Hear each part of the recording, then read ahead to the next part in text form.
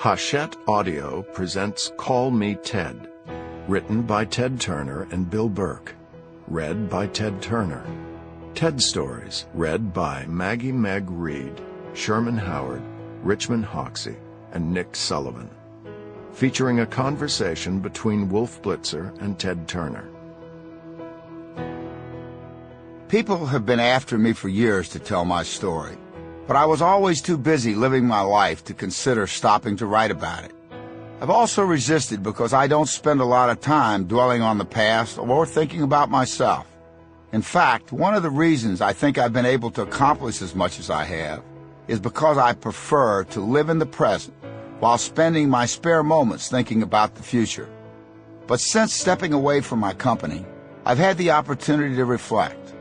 I realize that my life has been an amazing ride, and now might be a good time to finally work on a book about it. What follows are my best recollections of the full scope of my life. From my childhood to my business career, my time in competitive sailing, my ongoing efforts in philanthropy, and of course my family life. Some friends, family members, and colleagues have also been kind enough to contribute some anecdotes of their own. I've tried to tell my story in a way that you'll find interesting, entertaining, and maybe even a little inspiring. I've accomplished a lot, but nothing was ever handed to me, and I've had to bounce back from numerous setbacks. My childhood wasn't easy, and I lost my father and my sister tragically and too young.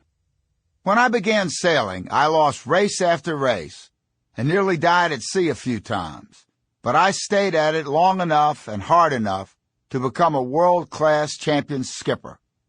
After buying the Atlanta Braves, I suffered through a dismal string of losing seasons before we turned it around and won the World Series. Through a lot of hard work and a little bit of luck, I built a successful media company and a large fortune, only to get pushed aside and lose 80% of my wealth, all within a 2-year period. Don't worry about me, though. I'm figuring out how to get by on a couple of $1 billion.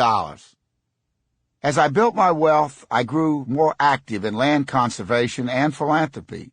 Trying to solve some of the more serious challenges facing our planet has given me more satisfaction than I ever experienced in business.